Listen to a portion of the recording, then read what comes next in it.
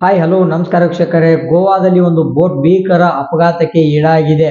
ಗೋವಾದ ಕಾಗೋನಲ್ಲಿ ಒಂದು ಬೋಟ್ ನೀರಿಗೆ ಬಿದ್ದಿದೆ ಅಂತಾನೆ ಹೇಳ್ಬೋದು. ಎಷ್ಟು ಜನ ಸಾವನ್ನಪ್ಪಿದ್ದಾರೆ, ಏನೆಲ್ಲ ಆಗಿದೆ ಅಲ್ಲಿ ಇದುವರೆಗಿನ ಫುಲ್ ಮಾಹಿತಿ ತಿಳಿಯೋಣ. ಅದಕ್ಕಿಂತ ಮುಂಚೆ ಚಾನಲ್ಗೆ ಸಬ್ಸ್ಕ್ರೈಬ್ ಮಾಡದೆ ನೋಡ್ತಾ ಇದ್ರೆ ಸಬ್ಸ್ಕ್ರೈಬ್ ಮಾಡಿ, ಬೆಲ್ ಐಕಾನ್ ಕೂಡ ಆನ್ ಮಾಡ್ಕೊಳ್ಳಿ. ವಿಡಿಯೋ ಕೆಳಗಿನ ಬ್ಲಾಕ್ ಬಟನ್ ಸಬ್ಸ್ಕ್ರೈಬ್ ಇದೆ.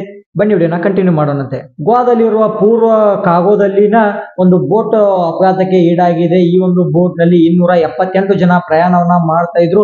ಅತಿಯಾದ ಭಾರಕ್ಕೆ ಈ ಒಂದು ದುರಂತ ನಡೆದಿದೆ ಅಂತ ವಿಶ್ಲೇಷಣೆ ಕೊಡ್ತಾ ಇದ್ದಾರೆ. ಇದುವರೆಗೂ ಹತ್ತತ್ರ 78 ಮಂದಿ ಸಾವನ್ನ ಒಪ್ಪಿದ್ದಾರೆ. ಮತ್ತೆ 50ಕ್ಕೂ ಹೆಚ್ಚಿನ ಜನ ಪ್ರಾಣಾಪಾಯದಿಂದ ಪಾರಾಗಿದ್ದಾರೆ. ಮತ್ತೆ ಅವ್ರನ್ನ ಸ್ಥಳೀಯ ಆಸ್ಪತ್ರೆಗೆ ಒಂದು ಪ್ರಥಮ ಚಿಕಿತ್ಸೆಗೆ ನೀಡಲಾಗಿದೆ. ಅವರು ಹಾಸ್ಪಿಟಲ್ಗೆ ಅಡ್ಮಿಟ್ ಅನ್ನ ಮಾಡಲಾಗಿದೆ ಕೆಲವು ಜನರನ್ನ. ಇನ್ನು ಕೆಲವು ಜನರು ನೀರಿನ ತಳಮಟ್ಟದಲ್ಲಿದ್ದಾರೆ ಅಂತ ಮಾಹಿತಿ ಬರ್ತಾ ಇದೆ. ಇನ್ನು ಕಾರ್ಯಾಚರಣೆ ನಡೀತಾ ಇದೆ.